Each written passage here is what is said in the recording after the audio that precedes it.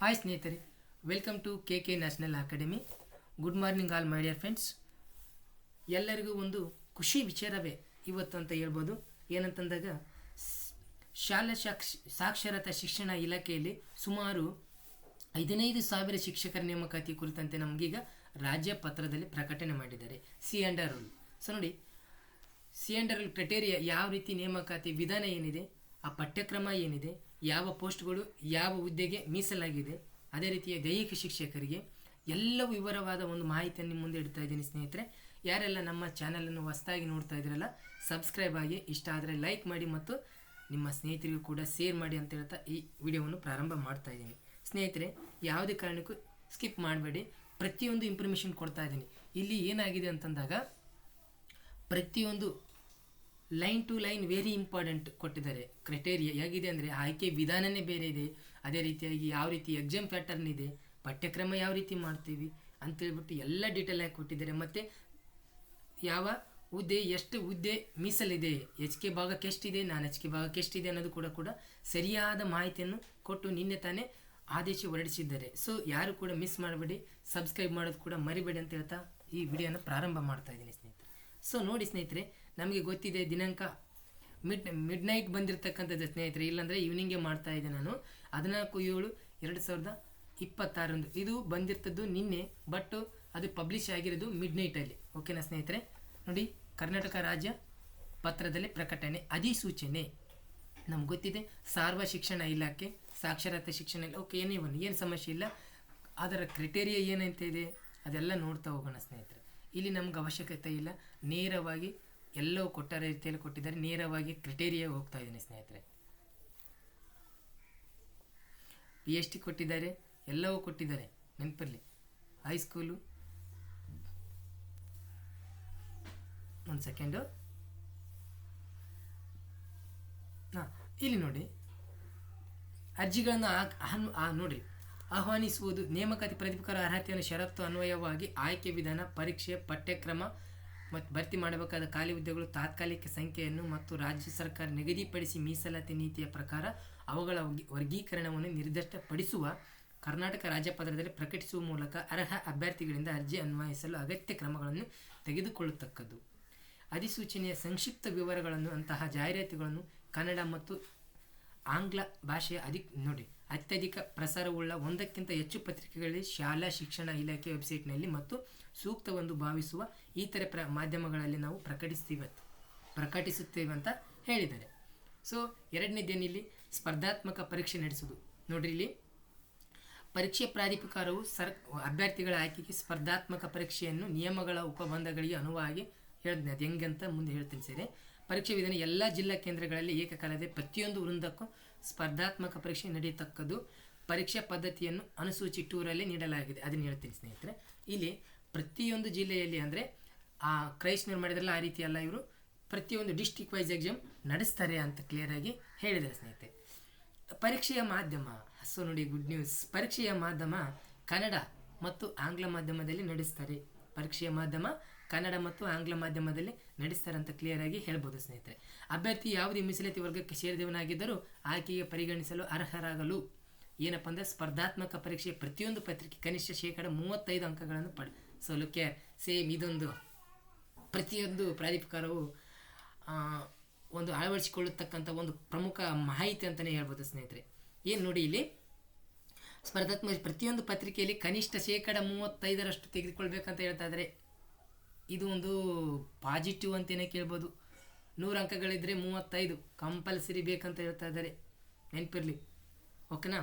ಆಯ್ಕೆ ವಿಧಾನ, ಆಯ್ಕೆ ಪ್ರಾಧಿಕಾರ ಪ್ರಾಥಮಿಕ ಶಾಲಾ ಶಿಕ್ಷಕರು ವೃಂದ 1 to 5th ಇರ್ಬೋದು, ಪದವೀಧರರ ಪ್ರಾಥಮಿಕ ಶಿಕ್ಷಕರು 6 to 8th, ದೈಹಿಕ ಶಿಕ್ಷಕರು ಗ್ರೇಡ್ 2 8th ಇರುತ್ತೆ, ಗಣಕ ಶಿಕ್ಷಕರು. ಇವೆಲ್ಲ ಹುದ್ದೆಗಳು ಅರ್ಹ ಅಭ್ಯರ್ಥಿಗಳು ಪ್ರತ್ಯೇಕ ಅರ್ಹತಾ ಪಟ್ಟಿಯನ್ನು ಸಿದ್ಧಪಡಿಸಿಕೊಳ್ತಾರಂತೆ. ಎಸ್.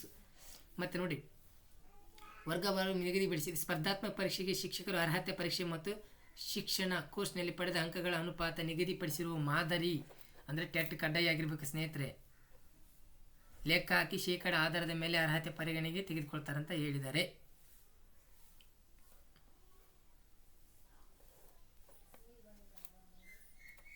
ನೋಡಿ. ಅದೇ ರೀತಿ ಆಯ್ಕೆ ಪ್ರೌಢಶಾಲಾ ಸಹ ಶಿಕ್ಷಕರು ಮತ್ತು ದೈಹಿಕ ಶಿಕ್ಷಕರು ಗ್ರೇಡ್ 1 ವೃಂದದಲ್ಲಿನ ಹುದ್ದೆಗಳಿಗೆ ಆಯ್ಕೆ ಮಾಡಲು ಆಯಾ ಹುದ್ದೆಗಳಿಗೆ ಅರ್ಹ ಅಭ್ಯರ್ಥಿಗಳು ಪ್ರತ್ಯೇಕ ಅರ್ಹತೆ ಪಟ್ಟಿಯನ್ನು ಸಿದ್ಧಪಡಿಸಬೇಕು.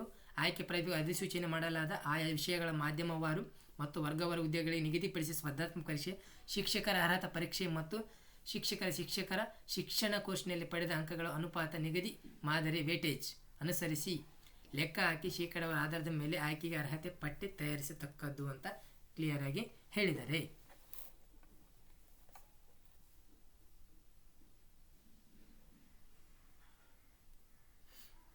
ಮತ್ತು ಶಿಕ್ಷಕರ ಅರ್ಹತಾ ಪರೀಕ್ಷೆ ಸ್ಪರ್ಧಾತ್ಮಕ ಐತಿ ಮತ್ತು ಅದು ಟೆಟ್ ಅನ್ಕೋಬೇಡ್ರಿ, ಓಕೆನಾ. ಇಲ್ಲಿ ಹೇಳಿದರೆ ಪ್ರಾಥಮಿಕ ಶಾಲಾ ಶಿಕ್ಷಣ ಇಲಾಖೆಯಲ್ಲಿ PSTಗೆ ಸಂಬಂಧಿಸಿದಂತೆ ವೇಟೇಜ್ ಏನು ಮಾಡ್ತಾರೆ, ಬ್ಯಾಕಪ್ ಸ್ಕೋರ್ ಯಾವ ರೀತಿ ಇಡ್ತಾರೆ. ಸೊ ನೋಡಿ, ಸ್ಪರ್ಧಾತ್ಮಕ ಪರೀಕ್ಷೆಯಲ್ಲಿ ಪಡೆದ CET ಸ್ಕೋರ್ಗಳು 70% CET ಸ್ಕೋರ್ ಹಿಡಿತಾರೆ. ಅಲ್ಲಿ ನಿಮಗೆ ಗೊತ್ತಿದೆ 70% CET ಸ್ಕೋರ್ ಹಿಡಿತಾನೆ. ಶಿಕ್ಷಕರ ಅರ್ಹತಾ ಪರೀಕ್ಷೆಯಲ್ಲಿ ಪಡೆದ ಅಂಕಗಳು ಟೆಟ್ನ 20% ಹಿಡಿತಾನೆ. ನೆನಪಲ್ಲಿ 70 CET, ಟೆಟ್ 20, ಟೋಟಲಿ 90 ಆಯಿತು. ಯಾಕಂದರೆ ಇದು 90 CET ಆದಂಗೆ, ಓಕೆನಾ. PUC ಯಲ್ಲಿ 8% ಹಿಡಿತಾನೆ. ಅದೇ ನೀವು DEDಲ್ಲಿ 2% ಇಡ್ತೇನೆ, ಹೌದಾ. ಇಷ್ಟು ಕ್ರೈಟೇರಿಯಾ ಟೋಟಲು 100ಕ್ಕೆ ಕವರ್ ಮಾಡಿಕೊಡ್ತಾನೆ. ನೋಡಿ ಸ್ನೇಹಿತರೆ, ಟೋಟಲಿ 90% ಏನಾಗಿಬಿಡುತ್ತೆ, ಇಲ್ಲಿ ನಮಗೆ CET ಥರನೇ ಆಗಿಬಿಡುತ್ತೆ ಅಲ್ವಾ. ಓಕೆ, ಇಲ್ಲಿ 4 ವರ್ಷದ್ದೇನಿದೆ, 4 ವರ್ಷದ ಇದೆಯಲ್ಲ, ಇಲ್ಲಿ ಸ್ಪರ್ಧಾತ್ಮಕ ಪರೀಕ್ಷೆ ಸೇಮ್ ನೋಡಿರಿ. ಇಲ್ಲಿ 4 ವರ್ಷ ಶಿಕ್ಷಕರ ಶಿಕ್ಷಣ ಪದವಿ ಹೊಂದಿದ್ದ ಅಭ್ಯರ್ಥಿ ಪ್ರಕರಣದಲ್ಲಿ ಅವ್ರು ಒಂದು ವೇಳೆ ಇತ್ತಂದರೆ ಅಲ್ಲಿ ಏನು ಮಾಡ್ತಾನೆ ಅಂತಂದಾಗ ಇಲ್ಲಿ 70% CET, ಶಿಕ್ಷೆ ಅರ್ಹತೆ ಪಡೆದದ್ದು 20% ಇಡ್ತೇನೆ. BEd ಅಥವಾ DED ಏನು ಡೈರೆಕ್ಟ್ ಬಂದಿರ್ತಾರಲ್ಲ ಅವರಿಗೆ 10% ಹಿಡಿದು ಬಿಡ್ತಾನೆ, ಓಕೆನಾ. ಪದವಿ ಶಾಲಾ ಶಿಕ್ಷಕರ ನೇಮಕಾತಿಗೆ ಆ್ಯಸ್ ಇಟ್ ಈಸ್ ಸೇಮ್. ನಾವು ಇಲ್ಲಿ CET 70% GPTಗೆ, ಟೆಟ್ 20% ಹಿಡಿತೇನೆ. ಅದೇ ರೀತಿಯಾಗಿ ನೋಡಿ, ನಿಮಗೆ 8% ಏನು ಹಿಡಿತೇನೆ ಅಂತಂದಾಗ ಡಿಗ್ರಿ ಹಿಡಿತಾನೆ. BEdನ 2%, ಟೋಟಲು 100ಕ್ಕೆ ಕವರ್ ಮಾಡಿಕೊಡ್ತಾರೆ. ಸೊ ಅದೇ ರೀತಿಯಾಗಿ ಸೇಮ್ ಆ್ಯಸ್ ಇಟ್ ಈಸ್ 4 ವರ್ಷದ ಅರ್ಹತೆ ಆಲ್ಮೋಸ್ಟ್ ಸಿಗೋದಿಲ್ಲ ಇವರು, ಬಟ್ ಇರಲಿ. ಇಲ್ಲಿ ನೋಡಿ, ಸ್ಪರ್ಧಾತ್ಮಕ ಪರೀಕ್ಷೆಯಲ್ಲಿ ಏನು ಮಾಡ್ತಾರೆ ಅಂತಂದಾಗ CET ನಿಗದಿಪಡಿಸಿದ ಪದವಿಯಲ್ಲಿ ಪಡೆದ ಅಂಕಗಳು ಎಷ್ಟು ಕೇಳ್ತಾನೆ ಅಂತಂದಾಗ ಇಲ್ಲಿ 30% ಕೇಳ್ತಾನೆ.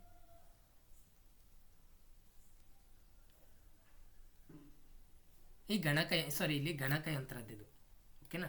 ಇದು 4 ವರ್ಷದ 70, 20, 10.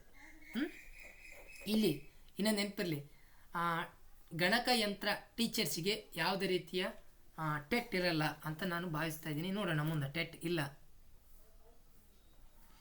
ಇಲ್ಲಿ ನೋಡಿ, ದೈಹಿಕ ಶಿಕ್ಷಕರಿಗೆ ಟೆಟ್ ಇಲ್ಲ.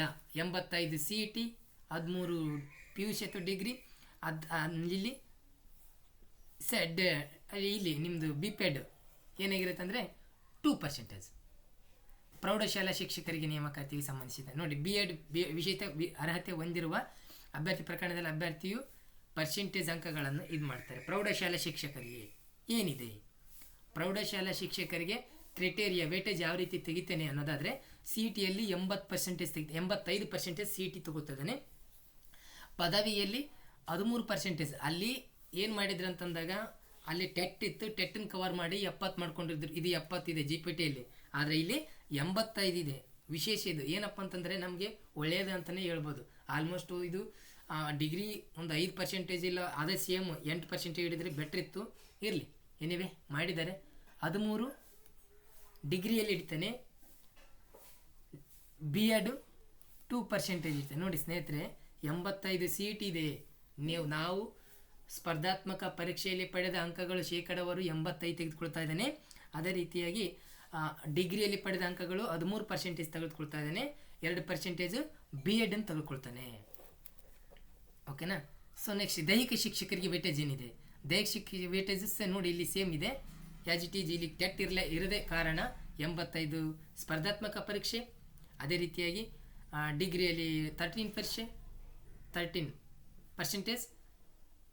BPEd ಅದರಲ್ಲಿ 2%, ಹೌದಾ.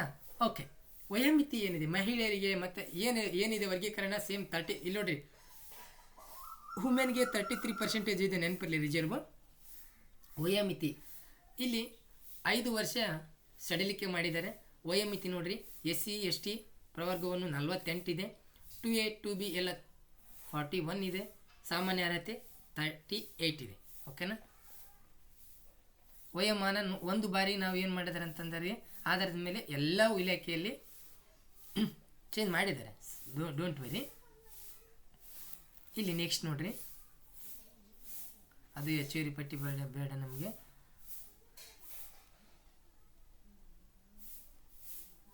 ಓಕೆ, ಇಲ್ಲಿ ಇಂಪಾರ್ಟೆಂಟ್ ನಮಗೆ ಯಾವ ಹುದ್ದೆಗಳು ಎಷ್ಟು, PhDಗೆ ಎಷ್ಟು, GPTಗೆ ಎಷ್ಟು, ಹೈಸ್ಕೂಲಿಗೆ ಎಷ್ಟು, ಇಲ್ಲಿ ನೋಡ್ತಾ ಹೋಗೋಣ. ಹುದ್ದೆಗಳ ವರ್ಗೀಕರಣ, ವೇತನ ಕೊಟ್ಟಿದ್ದಾರೆ, ಕನಿಷ್ಠ ಅರ್ಹತೆ ಕೊಟ್ಟಿದ್ದಾರೆ, ಮತ್ತು ಅವರು ಉದ್ದೇಶಿಸಿದ ಹುದ್ದೆಗಳು ಎಷ್ಟು ಅಂತ ಕೊಟ್ಟಿದ್ದಾರೆ. ಸೊ ನೋಡಿ, ಇಲ್ಲಿ ವೇತನ ಕೊಟ್ಟಿದ್ದಾರೆ 41 to 81ವರೆಗೆ ಪ್ರಾಥಮಿಕ ಶಾಲಾ ಶಿಕ್ಷಕರು ಭಾಷೆ. ಓಕೆನಾ. ಕನಿಷ್ಠ 50 ಅಂಕಗಳನ್ನು ಎಲಿಮೆಂಟರಿ ಶಿಕ್ಷಣ 2 ವರ್ಷದ D.Ed ಅಲ್ಲಿ ಪಡೆದಿರಬೇಕು. ಇಲ್ಲಿ ಹುದ್ದೆಗಳು ಎಷ್ಟು ಅಂತಂದಾಗ, ಈ ಕಲ್ಯಾಣ ಕರ್ನಾಟಕಕ್ಕೆ 800 ಹುದ್ದೆಗಳು, ನಾನ್ ಕಲ್ಯಾಣ ಕರ್ನಾಟಕಕ್ಕೆ 100 ಹುದ್ದೆಗಳು, ಒಟ್ಟು ಟೋಟಲ್ 900 ಹುದ್ದೆಗಳನ್ನು ನೇಮಕಾತಿ ಮಾಡ್ಕೊಳ್ತಾ ಇದ್ದಾರೆ. PhD ಆಲ್ಮೋಸ್ಟ್ ಹಿಂದೆ ಗೊತ್ತಿತ್ತು, ಅದೇ ವಿಷಯನೇ ಈಗ ಪ್ರಸ್ತಾಪ ಮಾಡಿದ್ದಾರೆ. ನೆಕ್ಸ್ಟ್, ಪ್ರಾಥಮಿಕ ಶಾಲಾ ಶಿಕ್ಷಕರು, ವಿಜ್ಞಾನ ಶಿಕ್ಷಕರಿಗೆ ಕ್ರೈಟೇರಿಯಾ ಏನಿದೆ ನೋಡಿ. PUCಯಲ್ಲಿ 50% ಪಡೆದಿರಬೇಕು. ನೋಡಿ, ಪರಿಶಿಷ್ಟ ಜಾತಿ ಪರಿಶಿಷ್ಟ ಪಂಗಡ ಕನಿಷ್ಠ 45% ಅಂಕ ಪಡೆದಿರಬೇಕಂತ ಹೇಳಿದ್ದಾರೆ. ಮತ್ತು ಕರ್ನಾಟಕ ಭಾರತ ನಡೆಸುವ ಶಿಕ್ಷಕರ ಅರ್ಹತೆ ಟೆಟ್ ಪೇಪರ್ 1 ಪಾಸ್ ಆಗಿರ್ಬೇಕು. ನೆನಪಿರಲಿ, ಪೇಪರ್ 1 ಕಂಪಲ್ಸರಿ ಪಾಸ್ ಆಗಿರಬೇಕು, ಪೇಪರ್ 1. ಇನ್ನೊಂದು ಹೇಳಿದರೆ, ಪ್ರಾಥಮಿಕ ಶಾಲಾ ಶಿಕ್ಷಕರು ಭಾಷೆ ಹುದ್ದೆಯಾಗಿದ್ದಲ್ಲಿ ಅಭ್ಯರ್ಥಿ PUCಯಲ್ಲಿ ಯಾವ ಭಾಷೆ, ಆಂಗ್ಲ ಭಾಷೆಯಲ್ಲಿ ಕನಿಷ್ಠ 50 ಅಂಕಗಳನ್ನು ಪಡೆಯತಕ್ಕದ್ದು. ನೋಡ್ರಿ, ಇಲ್ಲಿ ಹೇಳಿದರೆ, ಒಂದು ವೇಳೆ ಇಲ್ಲಿ ಲ್ಯಾಂಗ್ವೇಜ್ ಟೀಚರ್ ಆಗ್ಬೇಕಂದ್ರೆ PUCಯಲ್ಲಿ ನೀವು ಏನು ಮಾಡಬೇಕು, ಕನಿಷ್ಠ 50 ಅಂಕಗಳನ್ನು ಪಕ್ಕ ಕನ್ಫರ್ಮ್ ಆಗಿ ಏನು ಮಾಡಿರ್ಬೇಕಂತ ಹೇಳಿದರೆ ಪಡೆದುಕೊಂಡಿರ್ಬೇಕಂತ ಹೇಳಿದ್ದಾರೆ. ನೋಡಿ, ಅದೇ ರೀತಿಯಾಗಿ ಪರಂತು ಪ್ರಾಥಮಿಕ ಶಾಲಾ ಶಿಕ್ಷಕ ಆಂಗ್ಲ ಭಾಷೆ ಹುದ್ದೆಯಾಗಿದ್ದಲ್ಲಿ ಭಾಷೆ ಎಂಬುದು ಕಡ್ಡಾಯವಾಗಿ ಆಂಗ್ಲ ಭಾಷೆ ಎಂಬುದು ಅನ್ವಯ ಆಗತಕ್ಕದ್ದು.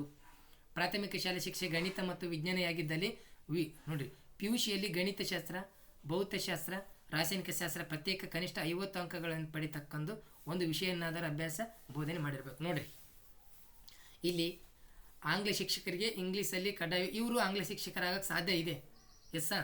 ಆದರೆ ಆರ್ಟ್ಸ್ನವ್ರು ಇದು ಗಣಿತ ಶಿಕ್ಷಕರಾಗಕ್ಕೆ ಸಾಧ್ಯ ಇಲ್ಲ ಇಲ್ಲಿ. ಓಕೆನಾ. ವಿಜ್ಞಾನ, ಗಣಿತ PUCಯಲ್ಲಿ ಪಡೆದುಕೊಂಡಿರ್ಬೇಕಂತ ಹೇಳಿದ್ದಾರೆ ಅವರು ಕ್ಲಿಯರಾಗಿ. ಓಕೆನಾ.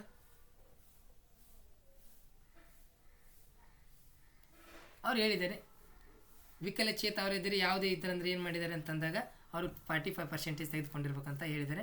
ನೆಕ್ಸ್ಟ್, ಅದೇ ರೀತಿ ದೈಹಿಕ ಶಿಕ್ಷಕರು, ಪ್ರಾಥಮಿಕ ಶಾಲೆ ಶಿಕ್ಷಕರು ಆಗಲು ಅವ್ರಿಗೆ ಪೋಸ್ಟ್ ಏನಿದೆ, ಅವ್ರಿಗೆ ವೇತನ ಏನಿದೆ, ಸೇಮ್ ಆ್ಯಸ್ ಇಟ್ ಈಸ್ ಇದೆ. ಇಲ್ಲಿ 1 to 8ವರೆಗೆ ಕೊಟ್ಟಿದ್ದಾರೆ, ನೆನಪಿರಲಿ. ಸರ್ಕಾರಿ ಪ್ರಾಥಮಿಕ ಹಾಗೂ ಹಿರಿಯ ಪ್ರಾಥಮಿಕ ಶಾಲೆಗೆ ದೈಹಿಕ ಶಿಕ್ಷಕರು ಗ್ರೇಡ್ 2 ಅಂತ ಹೇಳಿದ್ದಾರೆ. ಅಂಗೀಕೃತ ಮಂಡಳಿ ನಡೆಸುವ ಮಾಧ್ಯಮಿಕ 12ನೇ ತರಗತಿ ಅಥವಾ ಸಸ್ತಮಾನ ಕನಿಷ್ಠ 50 ಅಂಕಗಳೊಂದಿಗೆ ಪಾಸ್ ಆಗಿರ್ಬೇಕಂತ ಹೇಳಿದ್ದಾರೆ. ಅಂಗೀಕೃತ ನಡೆಸುವ ಹಿರಿಯ ಮಾಧ್ಯಮಿಕ ಪೋಸ್ಟ್ ಎಷ್ಟಿದೆ ಅಂತ ಇಲ್ಲಿ ಒಂದು ಸೆಕೆಂಡ್, ಪೋಸ್ಟು 106 ಪೋಸ್ಟು, HK ನಾನ್ HK ಎಷ್ಟಿದೆ ಅಂದರೆ 44, ಒಟ್ಟು 150 ಏನು ಮಾಡ್ತಾ ಇದ್ದಾರೆ ಅಂದರೆ ಪ್ರಾಥಮಿಕ ಶಾಲೆ ಶಿಕ್ಷಕರ ನೇಮಕಾತಿಗೆ ದೈಹಿಕ ಶಿಕ್ಷಕರನ್ನು ಪರಿಗಣನೆಗೆ ತೆಗೆದುಕೊಳ್ತಾ ಇದ್ದಾರೆ. ಇದನ್ನು ನೆನಪಿರಲಿ. ಇವರಿಗೆ ಕಂಪಲ್ಸರಿ ಇಷ್ಟು ಕ್ವಾಲಿಫಿಕೇಷನ್ ಕೊಟ್ಟಿದ್ದಾರೆ.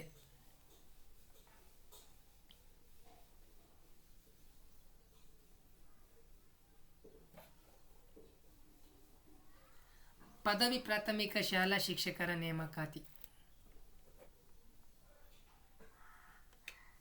ಇಲ್ಲಿ ಕೊಟ್ಟಿದ್ದಾರೆ ನೋಡಿ. ಪದವೀಧರರ ಪ್ರಾಥಮಿಕ ಶಾಲಾ ಶಿಕ್ಷಕರ ನೇಮಕಾತಿಗೆ ವಿದ್ಯಾರ್ಹತೆ ಏನು ಎಲ್ಲ ಅಂತ ಕೇಳಿದ್ದಾರೆ.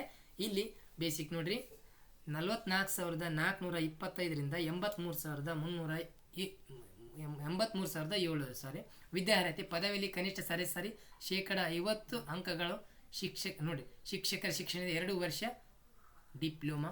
ಪದವಿ ಕನಿಷ್ಠ 50. ಶಿಕ್ಷಕರ ಪದವಿಯಲ್ಲಿ ನೋಡ್ರಿ ಏನು ಮಾಡಿದ್ದಾರೆ, ಕ್ಲಿಯರಾಗಿ ಹೇಳಿದ್ದಾರೆ. ಲಾಸ್ಟ್ ಟೈಮ್ ಏನು ಹೇಳಿ ಕ್ವಾಲಿಫಿಕೇಷನ್ ಇತ್ತು ಅದೇ ಕ್ವಾಲಿಫಿಕೇಷನ್ ಇದೆ, ಏನು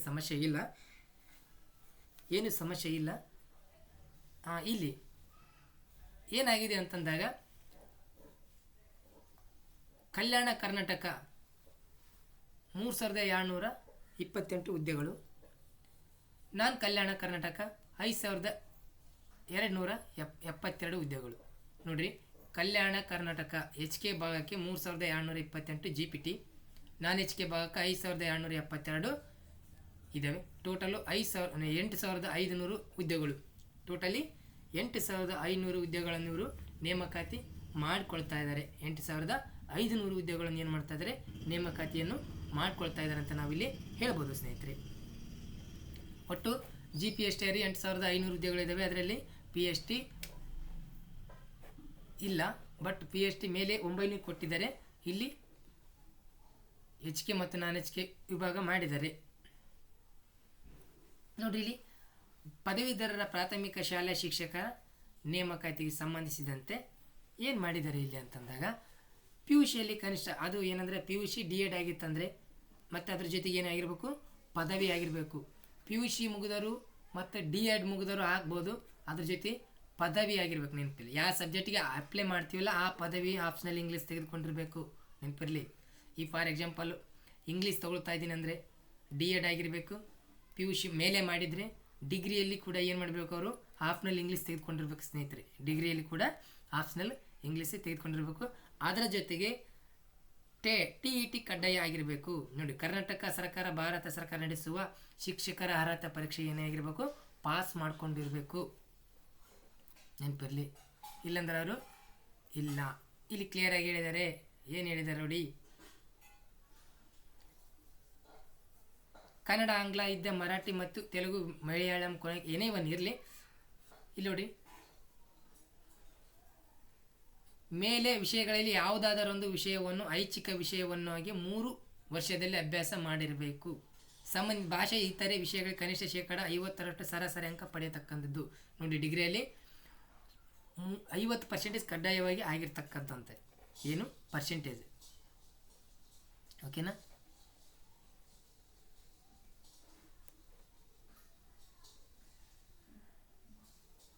ಇನ್ನೊಂದು ಕ್ಲಿಯರಾಗಿ ಹೇಳಿದರೆ, ಗಣಿತ ಮತ್ತು ವಿಜ್ಞಾನ ಹುದ್ದೆಗೆ ಆಯ್ಕೆಯಾಗಿದ್ದಲ್ಲಿ ಪದವಿಯಲ್ಲಿ ಗಣಿತ ವ್ಯಾಸಂಗ ಮಾಡಿದ್ದು ಕಡ್ಡಾಯವಾಗಿ ಭೌತಶಾಸ್ತ್ರ ಪದವಿ 3 ವರ್ಷಗಳಲ್ಲಿ ಅಧ್ಯಯನ ಮಾಡಿರಬೇಕು. ಹಾಗೂ ರಾಸಾಯನಿಕ ಶಾಸ್ತ್ರ, ಗಣಿತ ವಿಜ್ಞಾನ, ಎಲೆಕ್ಟ್ರಾನಿಕ್ಸ್, ಸಂಖ್ಯಾಶಾಸ್ತ್ರ, ಭೌಗೋಳಶಾಸ್ತ್ರ, ಗೃಹ ವಿಜ್ಞಾನಗಳಲ್ಲಿ ಒಂದು ವಿಷಯವನ್ನು, ಇದರಲ್ಲಿ ಒಂದು ವಿಷಯವನ್ನು, ಯಾವುದಾದ್ರೂ ಒಂದು ವಿಷಯವನ್ನು ಅಧ್ಯಯನ ಮಾಡಿರಬೇಕಂತ ಹೇಳ್ತಾ ಇದ್ದಾರೆ. ಕಂಪಲ್ಸರಿ ಪದವಿಯಲ್ಲಿ ಗಣಿತ ಶಿಕ್ಷಕ. ನೋಡಿ, ಇಲ್ಲಿ ಗಣಿತ ವಿಜ್ಞಾನ ಶಿಕ್ಷಕ ಹುದ್ದೆಗೆ ಇಲ್ಲಿ ಗಣಿತ, ಭೌತಶಾಸ್ತ್ರ ಕಡ್ಡಾಯವಾಗಿರ್ಬೇಕಂತ ಹೇಳ್ತಾ ಇದ್ದಾರೆ. ನೋಡಿ ಸ್ನೇಹಿತರೆ,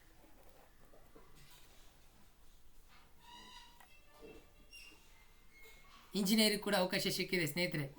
ಪದವಿಯಲ್ಲಿ ನೋಡಿ, ಇಲ್ಲಿ ಇಂಜಿನಿಯರ್ ಪದವೀಧರರಾಗಿದ್ದು, ನೋಡಿ ಈ ಥರ ಸೆಮಿಸ್ಟರ್ಗಳಲ್ಲಿ ಅಭ್ಯಾಸ ಮಾಡಿರುವ ಇಂಜಿನಿಯರಿಂಗ್ ಪದವೀಧರರಾಗಿದ್ದು, ಪದವೀಧರರಾಗಿದ್ದಲ್ಲಿ ಪದವಿ 50% ಸರಾಸರಿ ಅಂಕಗಳು, ಇಂಜಿನಿಯರಿಂಗ್ ಪದವಿಯಾಗಿದ್ದಲ್ಲಿ ಗಣಿತ ವಿಷಯದಲ್ಲಿ ಮತ್ತು ಅನ್ವಯಿಕ ಗಣಿತ ವಿಷಯದಲ್ಲಿ 50% ಪಡೆದಿರ್ಬೇಕಂತ ಹೇಳ್ತಿದ್ದಾರೆ. ಇಲ್ಲಿ ಕೂಡ ಅವರಿಗೆ ಅವಕಾಶ ಇದೆ ಅಂತ ನಾವಿಲ್ಲಿ ಹೇಳ್ಬೋದು.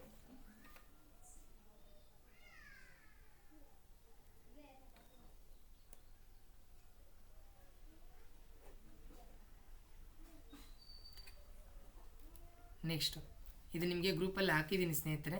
ಈಗ ಮುಂದೆ ಅಲ್ಲಿ ಏನಿದೆ, ವಿಶೇಷತೆ ಏನಿದೆ, ಕ್ರೈಟೇರಿಯಾ ಏನಿದೆ, ಅಲ್ಲಿರ್ತಕ್ಕಂಥ ಪಠ್ಯಕ್ರಮ ಏನನ್ನೋದು ವಿಶೇಷವಾಗಿ ನಾವು ನೋಡ್ತಾ ಹೋಗೋಣ ಸ್ನೇಹಿತರೆ.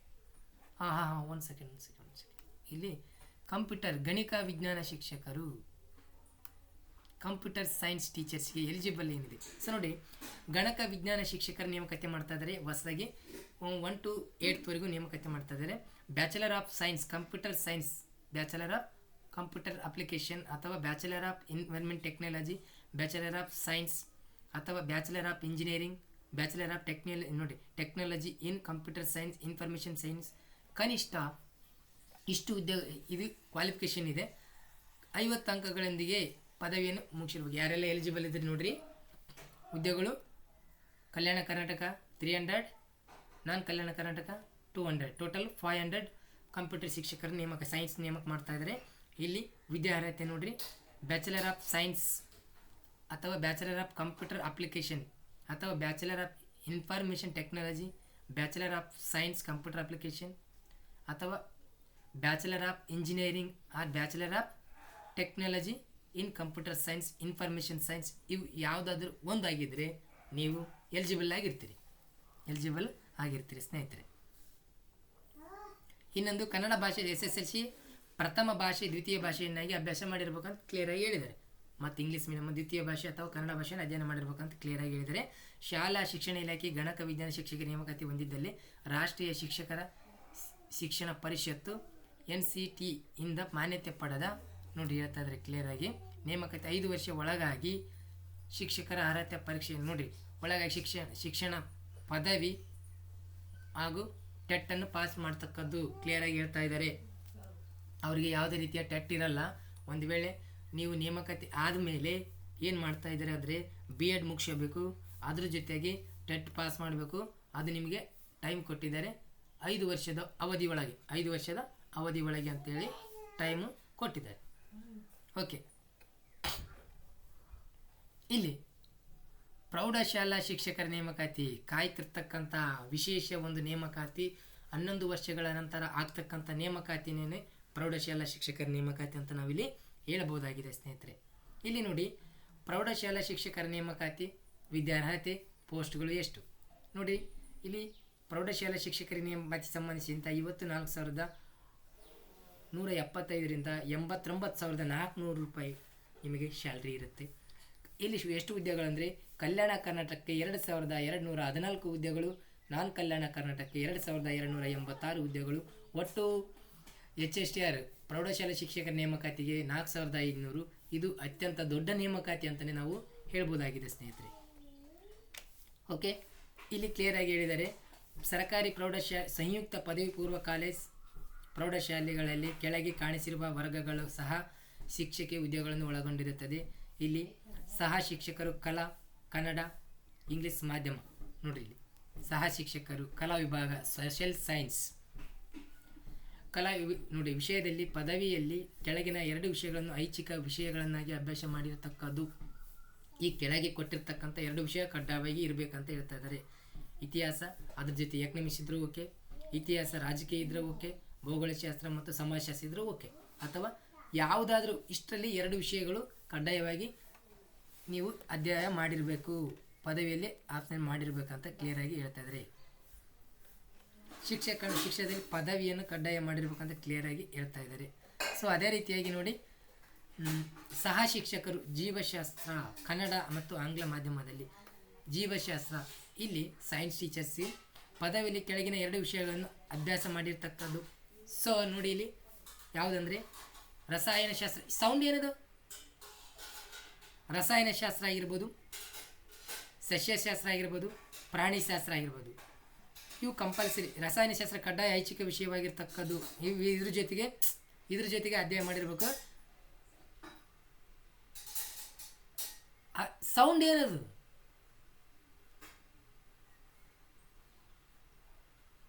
ರಸಾಯನಶಾಸ್ತ್ರವು ಕಡ್ಡಾಯ ಐಚ್ಛಿಕ ವಿಷಯವಾಗಿರ್ತಕ್ಕದ್ದು ಅಂತ ಹೇಳಿದ್ದಾರೆ.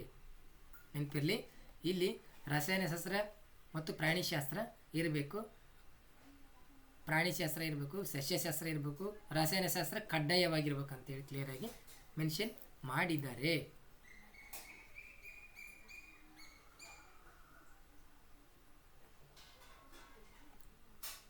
ಇನ್ನೊಂದು ಕ್ಲಿಯರಾಗಿ ಕೊಟ್ಟಿದ್ದಾರೆ, 1 ಸೆಕೆಂಡ್ ನೋಡಿ. ಇಲ್ಲಿ ಯಾವ ಮಾಧ್ಯಮದಲ್ಲಿ ಭಾಷಾ ಪಾಠ ಬೋಧನೆ ಮಾಡುವವರು ಆ ಭಾಷೆಯ ಪದವಿ ಅಭ್ಯಾಸ ಮಾಡ್ತಕ್ಕದ್ದು. ಯಾವ ಲ್ಯಾಂಗ್ವೇಜ್ ಮಾಡ್ತೀವಲ್ಲ ಆ ಲ್ಯಾಂಗ್ವೇಜ್ನಲ್ಲೇ ಆ ಡಿಗ್ರಿ ಮುಗಿದಿರಬೇಕು. ಫಾರ್ ಎಕ್ಸಾಂಪಲ್ ಈಗ ಕ್ರೈಸ್ ಪ್ರಾರಂಭ ಆಗ್ತಾಯಿದೆ, ಆ ಕ್ರೈಸಲ್ಲಿ ಸಮಸ್ಯೆ ಆಗಿದೆ. ಸಮಾಜ ವಿಜ್ಞಾನ ಶಿಕ್ಷಕರಿಗೆ ಇಲ್ಲಿ ಇಂಗ್ಲೀಷ್ ಸಮಾಜನೇ ಇರಬೇಕು ಅಂತ ರೂಲ್ಸ್ ಇದೆಲ್ಲ. ಆ ರೀತಿಯಾಗಿ ಇವರು ಕೂಡ ಅದೇ ರೀತಿಯಾಗಿ ಯಾವ ಮಾಧ್ಯಮದಲ್ಲಿ ಬೋಧನೆ ಮಾಡ್ತೀವಿ, ಇಂಗ್ಲೀಷ್ ಮಾಧ್ಯಮ ಇದ್ದರೆ ಇಂಗ್ಲೀಷ್ ಮಾಧ್ಯಮದಲ್ಲಿ ನಾವು ಡಿಗ್ರಿ ಮುಗಿಸಿರಬೇಕು ಕ್ಲಿಯರಾಗಿ ಹೇಳಿದ್ದಾರೆ. ಕನ್ನಡ ಮಾಧ್ಯಮದಲ್ಲಿ ನಡೀತೀವಿ. ಯಾವ ಅಭ್ಯರ್ಥಿಯು ಸದರಿ ಭಾಷೆಯನ್ನು ಪದವಿ ಅಂತ ವ್ಯಾಸಂಗ ಮಾಡುವುದಿಲ್ಲವೋ ಅಂತ ಅಭ್ಯರ್ಥಿಗಳು ನೋಡ್ರಿ SSLC ಅಥವಾ ಆ ಭಾಷೆ ಪ್ರಥಮ ಭಾಷೆ ದ್ವಿತೀಯ ಭಾಷೆಯಾಗಿ ಭಾವಿಸತಕ್ಕದ್ದು.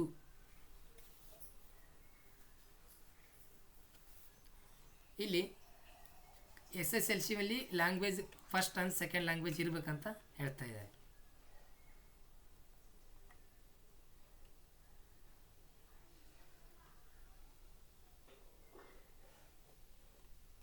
ನೋಡಿ ಭಾಷಾ ಸಹ ಶಿಕ್ಷಕರು ಕೇಳ್ತಾ ಇದ್ದಾರೆ. ಕಲಾ ವಿಷಯದಲ್ಲಿ ಪದವಿಯನ್ನು ಹೊಂದಿರತಕ್ಕದ್ದು ಮತ್ತು ಇಲ್ಲಿ ನೋಡಿ ಭಾಷಾ ಸಹ ಶಿಕ್ಷಕರಿಗೆ ಕ್ಲಿಯರಾಗಿ ಹೇಳ್ತಾ ಇದ್ದಾರೆ. ಏನು ಸದರಿ ಪದವಿಯಲ್ಲಿ ಕನ್ನಡ ಮತ್ತು ಅಥವಾ ಆಂಗ್ಲ ಭಾಷೆಯನ್ನು ಒಂದು ಐಚ್ಛಿಕ ವಿಷಯವನ್ನು ಆಯ್ಕೆ ಮಾಡಿಕೊಂಡಿರಬೇಕು. ಕನ್ನಡ ಶಿಕ್ಷಕರಿಗೆ ಕನ್ನಡ ಆಪ್ಷನಲ್ ಇರಬೇಕು, ಇಂಗ್ಲೀಷ್ ಶಿಕ್ಷಕರಿಗೆ ಇಂಗ್ಲೀಷ್ ಆಪ್ಷನಲ್ ಇರಬೇಕು. ಸಬ್ಜೆಕ್ಟ್ ಏನಿರಬೇಕು, ಆಪ್ಷನಲ್ ಇಂಗ್ಲೀಷ್ ಮಾಡಿದವರಿಗೆ ಡಿಗ್ರಿಯಲ್ಲಿ ಇಂಗ್ಲೀಷ್ ಆಪ್ಷನಲ್ ಆಗಿ ತೊಗೊಂಡಿರಬೇಕು. ಅದೇ ರೀತಿ ಕನ್ನಡ ಮಾಡಿದವರಿಗೆ ಕನ್ನಡ ಆಪ್ಷನ್ ಸಬ್ಜೆಕ್ಟ್ ಇರಬೇಕು.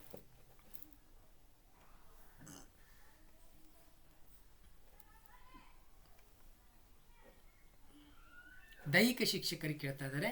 ದೈಹಿಕ ಶಿಕ್ಷಕರು ಗ್ರೇಡ್ 1. ಸೊ ನೋಡಿ ಇಲ್ಲಿ ನೇಮಕಾತಿ ಹೆಂಗಿದೆ.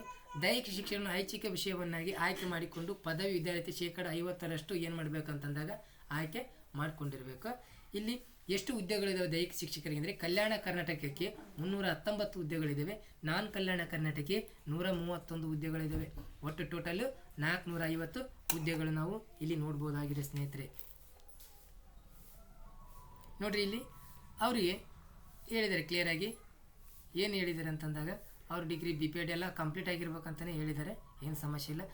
ಸರ್ಕಾರಿ ಪ್ರೌಢಶಾಲೆಗಳಲ್ಲಿ ಮತ್ತು ಸಂಯುಕ್ತ ಪದವಿ ಪೂರ್ವ ಕಾಲೇಜುಗಳಲ್ಲಿ ದೈಹಿಕ ಶಿಕ್ಷಕ ಗ್ರೇಡ್ 1 ಇರಬೇಕಂದ್ರೆ ದೈಹಿಕ ಶಿಕ್ಷಣವನ್ನು ಐಚ್ಛಿಕ ವಿಷಯವನ್ನಾಗಿ ಆಯ್ಕೆ ಮಾಡಿಕೊಂಡು ಪದವಿ 45% ಅಂಕಗಳನ್ನು ಪಡೆದಿದ್ದು association of Indian university of Indian Olympics ಅಸೋಸಿಯೇಷನ್ನಿಂದ ಮಾನ್ಯತೆ ಪಡೆದ ಕ್ರೀಡೆಗಳು ಅಥವಾ ಆಟಗಳು ಅಥ್ಲೆಟಿಕ್ಸ್ ರಾಜ್ಯ ಮಟ್ಟದ ಅಥವಾ ರಾಷ್ಟ್ರ ಮಟ್ಟದ ಅಂತಾರಾಷ್ಟ್ರೀಯ ವಿದ್ಯಾಲಯ ಮಟ್ಟದಲ್ಲಿ ಸ್ಪರ್ಧೆಯಲ್ಲಿ ಪಾಲ್ಗೊಂಡಿರ್ತಕ್ಕದ್ದು ಅಂತ ಹೇಳಿದರೆ 45% ಇದ್ದವರಿಗೆ. ಓಕೆನಾ, ಇದು ಡೀಟೇಲಾಗಿ ಕೊಟ್ಟಿರ್ತೀನಿ, ಡೋಂಟ್ ವೆರಿ.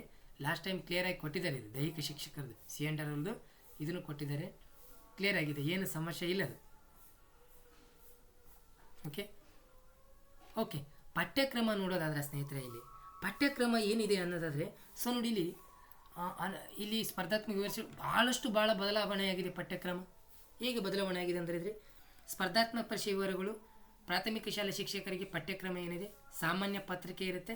ಅದು ಸಾಮಾನ್ಯ ಪತ್ರಿಕೆಯಲ್ಲಿ ಏನಿರುತ್ತೆ ನೋಡಿರಿ, ಸಾಮಾನ್ಯ ಜ್ಞಾನ ಇರುತ್ತೆ ನೋಡಿರಿ, ಚೈಲ್ಡ್ ಸೈಕಾಲಜಿ ಇರುತ್ತೆ, ಬಾಲ ಮನೋವಿಜ್ಞಾನ ಅಂತೀವಿ, ಮಾನಸಿಕ ಸಾಮರ್ಥ್ಯ ಇರುತ್ತೆ, ಭಾಷೆಗೆ ಸಂಬಂಧಿಸಿದ ಕನ್ನಡ ಇಂಗ್ಲೀಷ್ ಮತ್ತು ಮೌಲ್ಯ ಶಿಕ್ಷಣ ಇದೆ, ಆರೋಗ್ಯ ಶಿಕ್ಷಣ ಇದೆ, ಗಣಕ ಸಾಕ್ಷರತೆ ಕಂಪ್ಯೂಟರ್ ಜ್ಞಾನ ಕೂಡ ಇರಬೇಕು ಸ್ನೇಹಿತರೆ. ಪೇಪರ್ 2 ಅಲ್ಲಿ ಏನಿರ್ಬೇಕು ನೋಡಿರಿ, ಪೇಪರ್ 2 ನಿರ್ದಿಷ್ಟ ಪತ್ರಿಕೆ ಪೆಸಿಫಿಕ್ ಪೇಪರ್ ಅಂತ ಕರಿತೀವಿ. ಈ ಪೆಸಿಫಿಕ್ ಪೇಪರ್ದಲ್ಲಿ ವಸ್ತುನಿಷ್ಠ ಮಾದರಿ 50 ಅಂಕಗಳಿದೆ. ವಿವರಣಾತ್ಮಕ ನಿಮಗೆ ಡಿಸ್ಕ್ರಿಪ್ಟಿವ್ ಟೈಪು 100 ಮಾರ್ಕ್ಸ್ ಇದೆ. ಟೋಟಲ್ 150 ಮಾರ್ಕ್ಸ್ ಇದೆ. Same GPT ಇದ್ದಂಗಿದೆ. ಇಲ್ಲಿ ವಿಷಯ ಜ್ಞಾನ ಪರಿಸರ ನೋಡಿ, ಗಣಿತ, ಪರಿಸರ ಅಧ್ಯಯನ, ಸಮಾಜ ವಿಜ್ಞಾನ, ವಸ್ತುನಿಷ್ಠ ಮಾದರಿಯ ಪ್ರಶ್ನೆಗಳು ನೋಡಿ. ವಿಷಯ ಜ್ಞಾನ, ಗಣಿತ, ಪರಿಸರ ಮತ್ತು ಸಮಾಜ ವಿಜ್ಞಾನಕ್ಕೆ ವಸ್ತುನಿಷ್ಠ OMR ಬೇಸ್ಡ್ ಇರುತ್ತೆ. ವಿಷಯ ಜ್ಞಾನ, ಗಣಿತ, ಪರಿಸರ ಮತ್ತು ಸಮಾಜ ವಿಜ್ಞಾನಕ್ಕೆ ಎಕ್ಸ್ಪ್ಲೈನ್ ಅಂದರೆ ಡಿಸ್ಕ್ರಿಪ್ಟಿವ್ ವಿವರಣಾತ್ಮಕವಾಗಿ ಇರುತ್ತೆ ಅಂತ ನಾವಿಲ್ಲಿ ಹೇಳ್ಬೋದು. ಪೇಪರ್ 2 ಆಯಿತು. ಪೇಪರ್ 2 ಏನಿರುತ್ತೆ ನೋಡಿರಿ, ಅಲ್ಲೇ ಪೇಪರ್ 2 ಕೂಡ ಪೇಪರ್ 3 ಕೂಡ ಇಟ್ಟಿದ್ದಾನೆ. ಇಲ್ಲಿ ನೋಡಿರಿ, ಭಾಷಾ ಪ್ರಾವೀಣ್ಯತೆ ಪರೀಕ್ಷೆಗೆ ವಿವರಣಾತ್ಮಕ ಮಾದರಿ ಪ್ರಶ್ನೆ ಇದೆ. ಇಲ್ಲಿ 100 ಮಾರ್ಕ್ಸಿಗಿರುತ್ತೆ. ಕನ್ನಡ ಭಾಷೆ ಪ್ರಾವೀಣ್ಯತೆಗೆ 50 ಮಾರ್ಕ್ಸ್ ಇರುತ್ತೆ. ಇಂಗ್ಲೀಷ್ಗೆ 50 ಮಾರ್ಕ್ಸ್ ಇರುತ್ತೆ. ನೋಡಿರಿ, ಲಾಸ್ಟ್ ಟೈಮ್ ಚೇಂಜ್ ಮಾಡಿ ಬರೀ ಕನ್ನಡ ಅಂತ ಕೊಟ್ಟಿದ್ದ, ಈ ಸರಿ ಕನ್ನಡ ಮತ್ತು ಇಂಗ್ಲೀಷ್ ಭಾರಿ ಬದಲಾವಣೆ ಮಾಡಿದ್ದಾರೆ ಸ್ನೇಹಿತರೆ. ಇಲ್ಲಿ ಇಂಗ್ಲೀಷ್ ಮತ್ತು ಕನ್ನಡ 50 ಮಾರ್ಕ್ಸ್ಗೆ ಕೊಟ್ಟಿದ್ದಾರೆ. ಅದು ಕೂಡ ಕನ್ಸಿಡರ್ ಮಾಡ್ತಾರೆ ನೋಡಿ. ಪರೀಕ್ಷೆಯ ಭಾಷೆಯ ಬಳಕೆ, ಗ್ರಹಿಕೆ, ಶಬ್ದ ಕೋಶ ಮತ್ತು ಬರವಣಿಗೆ ಕೌಶಲ್ಯ ಒಳಗೊಂಡಂತೆ ನಿಗದಿಪಡಿಸಿ ಬೋಧನಾ ಮಾಧ್ಯಮ ಮೂಲಕ ಬೋಧಿಸಲು ಅಭ್ಯರ್ಥಿಗಳಿಗೆ ಕನ್ನಡ ಮತ್ತು ಇಂಗ್ಲೀಷ್ ಭಾಷೆಯಲ್ಲಿ ಪ್ರಾವೀಣ್ಯತೆ ಮೌಲ್ಯಮಾಪನ ಮಾಡಲಾಗುತ್ತದೆ. ಅದು ಕೂಡ ನಮಗೆ ಮೆರಿಟ್ ಲಿಸ್ಟ್ಗೆ ಅಂಕಗಳನ್ನು ಆ್ಯಡ್ ಮಾಡ್ತಾರೆ. ದೈಹಿಕ ಶಿಕ್ಷಕರ ಸಿಲೆಬಸ್ ನೋಡ್ರಿ, same as it is. First paper same ಇರುತ್ತೆ, ಆದರೆ ಸೆಕೆಂಡ್ ಪೇಪರ್ ಏನಿರುತ್ತೆ ಅಂತಂದಾಗ ನಿಮಗೆ ಇಲ್ಲಿ ವಿವರಣಾತ್ಮಕ ಇರುತ್ತೆ. ಏನು ವಿವರಣಾತ್ಮಕ ಇರುತ್ತೆ ಅಂದರೆ ಸೇಮ್ ನೋಡಿರಿ, ವಿಷಯ ಜ್ಞಾನ, ದೈಹಿಕ ಶಿಕ್ಷಣ, ವಸ್ತುನಿಷ್ಠ ಮಾದರಿ ಪ್ರಶ್ನೆಗಳು 50 ಮಾರ್ಕ್ಸ್ ಇರುತ್ತೆ. ವಿಷಯ ಜ್ಞಾನ ದೈಹಿಕ ಶಿಕ್ಷಕರಿಗೆ ವಿವರಣಾತ್ಮಕ 100 ಮಾರ್ಕ್ಸ್ ಇರುತ್ತೆ. ಸೊ ಅದೇ ರೀತಿಯಾಗಿ ಸೇಮ್ ಆ್ಯಸ್ ಇಟ್ ಈಸ್ 3ನೇದು ಪ್ರಶ್ನೆ ಪತ್ರಿಕೆ ಏನಿರುತ್ತೆ ಸೇಮ್ ಆಗೇ ಇರುತ್ತೆ. 3ನೇದು ಎಲ್ಲರಿಗೂ ಸೇಮ್ ಇರುತ್ತೆ, ಏನು ಸಮಸ್ಯೆ ಇಲ್ಲ. ಪದವೀಧರರ ಪ್ರಾಥಮಿಕ ಶಾಲಾ ಶಿಕ್ಷಕರಿಗೆ ನೇಮಕಾತಿ ನೋಡ್ರಿ. ಪದವೀಧರರ ಪ್ರಾಥಮಿಕ ಶಾಲಾ ಶಿಕ್ಷಕ ಸೇಮ್ ಆ್ಯಸ್ ಇಟ್ ಈಸ್ ವಸ್ತು ಮಾದರಿ 150 ಅಂದರೆ GK ಏನಿರುತ್ತೆ ಅಂದರೆ ಇಲ್ಲಿ ನಿಮ್ಗೆ ಗೊತ್ತಿದೆ ಚೇಂಜ್ ಇರುತ್ತೆ. ಇಂಗ್ಲೀಷ್ 25, ಕನ್ನಡ 25, ಸಾಮಾನ್ಯ ಜ್ಞಾನ 25, ಪ್ರಚಲಿತ ಮತ್ತು ಶೈಕ್ಷಿಕ ಮನೋವಿಜ್ಞಾನ ಇರ್ಬೋದು, ಮೌಲ್ಯಮಾಪನ ಶಿಕ್ಷಣ ಟೋಟಲಿ ನಿಮ್ಗೆ ಏನು ಮಾಡ್ತಾ 150 ಮಾರ್ಕ್ಸ್ ಇರುತ್ತೆ. ಇಲ್ಲಿ 150 ಮಾರ್ಕ್ಸ್ ಇರುತ್ತೆ. Last year syllabus as it is same ಇದೆ, ಬದಲಾವಣೆ ಆಗಿಲ್ಲ. ಪೇಪರ್ 2 ನೋಡಿ, ವಿಷಯವಾರು ನಿರ್ದಿಷ್ಟ ಪತ್ರಿಕೆ 50 ಅಂಕಗಳು MCQ ಇರುತ್ತೆ, 100 ಏನಿರುತ್ತೆ ಅಂದರೆ ಡಿಸ್ಕ್ರಿಪ್ಟಿವ್ ಇರುತ್ತೆ. GPT ಭಾಷಾ ಶಿಕ್ಷಕರಿಗೆ ಆ ವಿಷಯ ಸಂಬಂಧಿಸಿದ ವಸ್ತುನಿಷ್ಠ ಪ್ರಶ್ನೆಗಳು 50 ಇರ್ತವೆ. ವಿಷಯವಾರು ಡಿಸ್ಕ್ರಿಪ್ಟಿವ್ 100 ಮಾರ್ಕ್ಸ್ ಇರುತ್ತೆ. ಇಲ್ಲಿ ಗೊತ್ತಿದೆ ಕ್ರೈಟೇರಿಯಾ ಏನಪ್ಪ ಅಂದರೆ ಕಂಪಲ್ಸರಿ ಲಾಸ್ಟ್ ಟೈಮ್ ಏನು ಮಾಡಬೇಕು 75 ತೆಗಿಬೇಕೆಂಬ ನಿಯಮ ಇತ್ತು. ಈ ಸರಿ ಕಡಿಮೆ ಇದೆ, 67.5 ತೆಗೆದ್ರೆ ಎಲಿಜಿಬಲ್ ಆಗ್ತೀರಿ. ನೆಕ್ಸ್ಟ್ GPT ಗಣಿತ ಮತ್ತು ವಿಜ್ಞಾನ ಶಿಕ್ಷಕರಿಗೆ ಏನಿದೆ ಇವರಿಗೆ ನೋಡ್ರಿ, ಭಾಷಾ ಶಿಕ್ಷಕರಿಗೆ ಏನಿದೆ 3ನೇ ಪತ್ರಿಕೆ ಇರಲ್ಲ. GPT ಗಣಿತ ವಿಜ್ಞಾನ ಶಿಕ್ಷಕರಿಗೆ ಆ್ಯಸ್ ಇಟ್ ಈಸ್ ಅವ್ರ ವಿಷಯಕ್ಕೆ ಸಂಬಂಧಿಸಿದಂತೆ 50 ಮಾರ್ಕ್ಸ್ ಇರುತ್ತೆ. ಮತ್ತು ವಿಷಯಕ್ಕೆ ಸಂಬಂಧಿಸಿದ ಡಿಸ್ಕ್ರಿಪ್ಟಿವ್ ಕೂಡ 100 ಮಾರ್ಕ್ಸ್ ಇರುತ್ತೆ. GPT ಸಮಾಜ ಶಿಕ್ಷಕರಿಗೆ ಇಲ್ಲಿ ಏನಿದೆಯಪ್ಪ ಅಂತಂದಾಗ ನೋಡ್ರಿ, ಆ್ಯಸ್ ಇಟ್ ಈಸ್ ವಿಷಯ ಮತ್ತು ಏನಪ್ಪ ಅಂದ್ರೆ ಆ ಇತಿಹಾಸ, ಎಕನಾಮಿಕ್ಸ್, ಅರ್ಥಶಾಸ್ತ್ರ ಸಂಬಂಧಿಸಿದಂತೆ, ಸಮಾಜ ವಿಜ್ಞಾನ ಸಂಬಂಧಿಸಿದಂತೆ 50 ಮಾರ್ಕ್ಸ್ ಇರುತ್ತೆ. ಅದರಲ್ಲಿ MCQ ಅಲ್ಲಿ 100 ಮಾರ್ಕ್ಸ್ ಇರುತ್ತೆ ಅಂತ ನಾವಿಲ್ಲಿ ಹೇಳ್ಬೋದು. ಒಂದು ಸೆಕೆಂಡ್, ಭಾಷೆಯ ಥರ್ಡ್ ಇವರಿಗೆ ಇನ್ನೊಂದು ಜೀವ ವಿಜ್ಞಾನ ಶಿಕ್ಷಕರಿಗೆ same as it is subject wise 50 marks descriptive ಇರುತ್ತೆ. ಅದೇ ರೀತಿಯಾಗಿ OMR ಶೀಟ್ ಸಂಬಂಧಿಸಿದಂತೆ 50 ಇರುತ್ತೆ. ಅದೇ ರೀತಿಯಾಗಿ ಡಿಸ್ಕ್ರಿಪ್ಟಿವ್ 100 ಇರುತ್ತೆ. ಭಾಷೆ ಪ್ರಾವೀಣ್ಯತೆ ಸೇಮ್ 50 ಮಾರ್ಕ್ಸು 50 ಮಾರ್ಕ್ಸ್ ಇರುತ್ತೆ ಭಾಷಾ ಪ್ರಾವೀಣ್ಯತೆ. ಒಂದು ಸೆಕೆಂಡು, ಇಲ್ಲಿ ಕ್ಲಿಯರಾಗಿ ಹೇಳಿದ್ದಾರೆ. ಏನು ಹೇಳಿದ್ದಾರೆ, ಎಲ್ಲರಿಗೂ ಆಗೋ ಚಾನ್ಸಸ್ ಇದೆ ಅಂತಲೇ ಹೇಳಿದ್ದಾರೆ. ಸೊ ನೋಡಿ, 3ನೇ ಪೇಪರು ಎಲ್ಲ ಶಿಕ್ಷಕರಿಗೂ ಆಗುವ ಸಾಧ್ಯತೆ ಇದೆ. 3ನೇ ಶಿಕ್ಷಕರು ಕನ್ನಡ ಮತ್ತು ಇಂಗ್ಲೀಷ್, ಸೈನ್ಸ್, ಮ್ಯಾಥ್ಸ್ ಎಲ್ಲರಿಗೂ ಕೂಡ 3ನೇ ಪತ್ರಿಕೆ ಬರೆಯುವ ಒಂದು ಅವಕಾಶ ಕೊಡ್ತಾ ಇದ್ದಾರೆ. ಪರೀಕ್ಷೆಯಲ್ಲಿ ಬಳಕೆ, ಗ್ರಹಿಕೆ, ಬರವಣಿಗೆ ಕೌಶಲ್ಯ ಒಳಗೊಂಡ ನಿಗದಿಪಡಿಸಿದ ಬೋಧನಾ ಮಾಧ್ಯಮದಲ್ಲಿ ಮೂಲಕ ಬೋಧಿಸಲು ಅಭ್ಯರ್ಥಿಗಳಿಗೆ ಕನ್ನಡ, ಇಂಗ್ಲೀಷ್ ಬರೆಯಲು ಅವಕಾಶ ನೀಡಲಾಗಿದೆ. ಪ್ರಾವೀಣ್ಯತೆಯನ್ನು ಮೌಲ್ಯಮಾಪನ ಮಾಡಲಾಗುತ್ತೆ ಅಂತ ಇಲ್ಲಿ ಹೇಳ್ಬೋದು. ಸೊ ನೆಕ್ಸ್ಟ್ ನೋಡಿ, ಗಣಕ ಶಿಕ್ಷಕರಿಗೆ ಏನಂದರೆ ಸೇಮ್ ಆ್ಯಸ್ ಇಟ್ ಈಸ್ ಏನಿದೆ ಅದೇ ಇರುತ್ತೆ. ಪೇಪರ್ 1 ಎಲ್ಲರಿಗೆ GPT ಏನೈತಲ್ಲ ಅದೇ ಇದೆ, ಏನು ಚೇಂಜ್ ಇಲ್ಲ. ಇಲ್ಲಿ ಗಣಕ ಸಾಕ್ಷರತೆ ಇರ್ಬೋದು, ಕನ್ನಡ ಗ್ರಾಮರು, ಇಂಗ್ಲೀಷ್ ಗ್ರಾಮರು, ಸಾಮಾನ್ಯ ಜ್ಞಾನ, ಪ್ರಚಲಿತ, ಶೈಕ್ಷಣಿಕ ಮನೋವಿಜ್ಞಾನ ಎಲ್ಲವೂ ಇರುತ್ತೆ. ಅದರ ಜೊತೆಗೆ ಅವ್ರಿಗೇನು ಕೊಟ್ಟಿದ್ದಾರೆ, ನಿರ್ದಿಷ್ಟ ಪೇಪರ್ ಏನು ಮಾಡಿದ್ದಾರೆ ಅಂದರೆ MCQ 50 ಮಾರ್ಕ್ಸ್ ಕೊಟ್ಟಿರ್ತಾನೆ, 100 ಡಿಸ್ಕ್ರಿಪ್ಟಿವ್ ಕೊಟ್ಟಿದ್ದಾನೆ. ಅಲ್ಲಿ ಅವರ ಸಬ್ಜೆಕ್ಟಿಗೆ ಸಂಬಂಧಿಸಿದಂತೆ 50 ಮಾರ್ಕ್ಸ್ MCQ ಇರುತ್ತೆ. ಅದೇ ರೀತಿ ಸಬ್ಜೆಕ್ಟಿಗೆ ಸಂಬಂಧಿಸಿದಂತೆ 100 ಮಾರ್ಕ್ಸ್ ಏನಿರ್ತಪ್ಪ ಅಂತಂದರೆ ಡಿಸ್ಕ್ರಿಪ್ಟಿವ್ ಇರುತ್ತೆ. ಭಾಷೆ ಪ್ರಾವೀಣ್ಯತೆ ಕೊಟ್ಟಿದ್ದಾನೆ ಅವರಿಗೂ ಕೂಡ ಭಾಷೆ ಪ್ರಾವೀಣ್ಯತೆ ಥರ್ಡ್ ಪೇಪರ್ ಇರುತ್ತೆ. ಥರ್ಡ್ ಪೇಪರ್ ಏನು ಮಾಡಿದ್ದಾನೆ ಅಂತಂದಾಗ ಇಲ್ಲಿ ಕನ್ನಡ ಮತ್ತು ಇಂಗ್ಲೀಷ್ ಇರುತ್ತೆ. ಒಂದು ಸೆಕೆಂಡು ಕ್ಲಿಯರಾಗಿ ಸ್ನೇಹಿತರೆ, ಇದ್ರ ಪ್ರಕಾರ ಅಂದರೆ ಆಂಗ್ಲ ಮಾಧ್ಯಮ ಟೀಚರ್ಸಿಗೆ 3ನೇ ಪೇಪರ್ ಮೇ ಬಿ ಇರೋದಿಲ್ಲ. ಇಲ್ಲಿ science, maths, English, social science ಎಲ್ಲರಿಗೂ ಇರುತ್ತೆ. ಓಕೆನಾ? ಓಕೆ. ಪ್ರೌಢಶಾಲಾ ಶಿಕ್ಷಕರಿಗೆ ನೇಮಕಾತಿಗೆ ಸಂಬಂಧಿಸಿದಂತೆ ಅಸಿಸ್ಟೆಂಟ್ ಮಾಸ್ಟರ್ ಪ್ರೌಢಶಾಲಾ ಶಿಕ್ಷಕರಿಗೆ ನೇಮಕಾತಿಗೆ ಸಂಬಂಧಿಸಿದಂತೆ ಇಲ್ಲಿ ಕ್ಲಿಯರಾಗಿ ಕೊಟ್ಟಿದ್ದಾರೆ. ಏನು ಕೊಟ್ಟಿದ್ದಾರೆ ಅಂತಂದಾಗ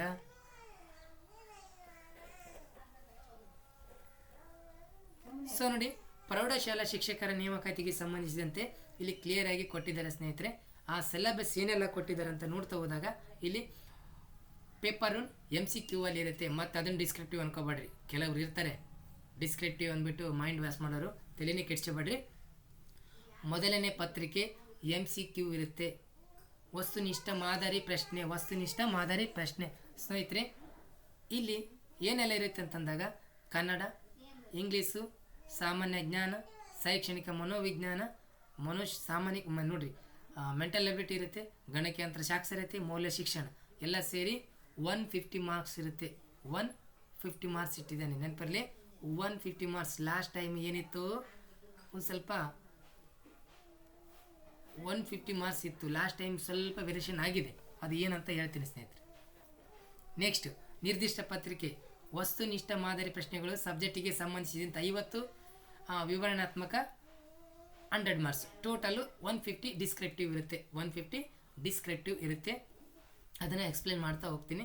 ಭಾಷಾ ಶಿಕ್ಷಕರು ಕನ್ನಡ ಸೇಮ್, ಭಾಷಾ ಶಿಕ್ಷಕರಿಗೆ ಕೂಡ ಏನಾಗಿದೆ ಅಂದರೆ 50 ಮಾರ್ಕ್ಸು, ಅದೇ ರೀತಿಯ 100 ಮಾರ್ಕ್ಸು ವಿವರಣಾತ್ಮಕವಾಗಿರುತ್ತೆ ಎರಡನೇ ಪೇಪರು. ಮೂರನೇ ಪೇಪರು ಇಂಗ್ಲೀಷಿಗೆ ಸಂಬಂಧಿಸಿದಂತೆ ಅದೇ ಸೇಮ್ ಆ್ಯಸ್ ಇಟ್ ಈಸ್ ಏನಾಗುತ್ತೆ ಅಂತಂದಾಗ ಇಂಗ್ಲೀಷ್ 50 ಮಾರ್ಕ್ಸ್ MCQ ಇರುತ್ತೆ, ಡಿಸ್ಕ್ರಿಪ್ಟಿವ್ 100 ಮಾರ್ಕ್ಸ್ ಇರುತ್ತೆ. ಆ ಸಬ್ಜೆಕ್ಟಿಗೆ ಸಂಬಂಧಿಸಿದಂತೆ ಸ್ನೇಹಿತರೆ. ಅದೇ ರೀತಿ ಸಿ ಬಿ ಜೆಡ್ ಟೀಚರ್ಸಿಗೆ ಕೂಡ ಆ್ಯಸ್ ಇಟ್ ಈಸ್ ರಾಸಾಯನಶಾಸ್ತ್ರ, ಜೀವಶಾಸ್ತ್ರ ನೋಡಿ, ಜೀವ ವಿಜ್ಞಾನ ಸಂಬಂಧಿ ವಸ್ತುನಿಷ್ಠ ಪ್ರಶ್ನೆ 50 ಇರುತ್ತೆ. ಅದೇ ರೀತಿಯಾಗಿ ಡಿಸ್ಕ್ರಿಪ್ಟಿವ್ 100 ಮಾರ್ಕ್ಸ್ ಇರುತ್ತೆ. ಅದೇ ರೀತಿಯಾಗಿ ಸೋಷಿಯಲ್ ಆರ್ಟ್ಸ್ ನೋಡಿ, ಇತಿಹಾಸ, ಎಕನಾಮಿಕ್ಸ್, ರಾಜ್ಯಶಾಸ್ತ್ರ, ವ್ಯವಹಾರ ಅಧ್ಯಯನ, ಸಮಾಜಶಾಸ್ತ್ರ ಮತ್ತು ಭೌಗೋಳಿಕ ಶಾಸ್ತ್ರ 50 ಮಾರ್ಕ್ಸ್ ಇರುತ್ತೆ. ಏನೆಂದರೆ ಪ್ರಶ್ನೆಗಳು 50 ಮಾರ್ಕ್ಸ್ MCQ ಇರುತ್ತೆ. ಅದೇ ರೀತಿಯಾಗಿ ಡಿಸ್ಕ್ರಿಪ್ಟಿವ್ ಏನಾಗಿರುತ್ತೆ ಅಂತಂದಾಗ 100 ಮಾರ್ಕ್ಸ್ ಡಿಸ್ಕ್ರಿಪ್ಟಿವ್ ಇರುತ್ತೆ. ಇದು ಒಳ್ಳೆಯ ಒಂದು ಬೆಳವಣಿಗೆ ಅಂತಲೇ ಹೇಳ್ಬೋದು ಸ್ನೇಹಿತರೆ.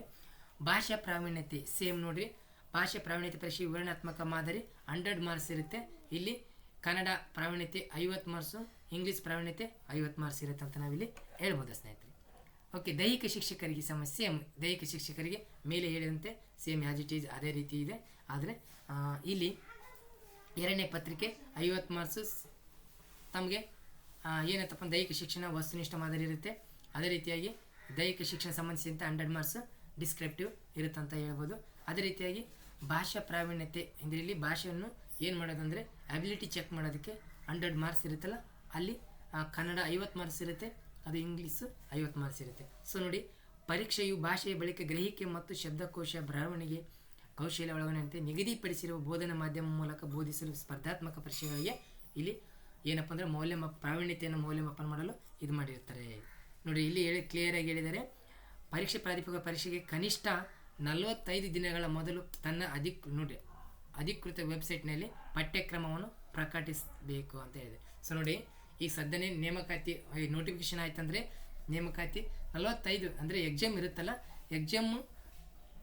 ಈಗ ಫಾರ್ ಎಕ್ಸಾಂಪಲ್ ಎಕ್ಸಾಮು 45 ದಿನ ಇದೆ ಮುಂದೆ ಅಂದರೆ ಇವತ್ತು ಪ್ರಕಟಣೆ ಮಾಡ್ತಾರೆ. ಅಂದರೆ 1.5 ತಿಂಗಳು ಮುಂಚೆನೇ ಏನು ಮಾಡ್ತಾರೆ, ಈ ಎಲ್ಲ ಸಿಲೆಬಸ್ನ ಡೀಟೇಲ್ ಆಗಿ ಅವರು ಪ್ರಕಟಣೆ ಮಾಡ್ತಾರೆ ಅಂತ ನಾವಿಲ್ಲಿ ಹೇಳ್ಬೋದು ಸ್ನೇಹಿತರೆ.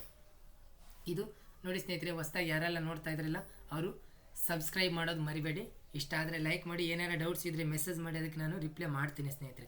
9008809798 ನಮ್ಮ KK ನ್ಯಾಷನಲ್ ಅಕಾಡೆಮಿ ಯಾವಾಗಲೂ ನಿಮ್ಮ ಜೊತೆ ಕಮ್ಯುನಿಕೇಷನಲ್ಲಿ ಇರುತ್ತೆ. ಮೆಸೇಜ್ ಮಾಡಿ, ಅದು ಏನು ಸಮಸ್ಯೆ ಇದ್ದರೂ ಕೂಡ ನಾನು ರಿಪ್ಲೈ ಮಾಡೋ ಸಾಧ್ಯತೆ ಮಾಡ್ತೀನಿ. ಓಕೆ, ಥ್ಯಾಂಕ್ ಯು ಸ್ನೇಹಿತರೆ.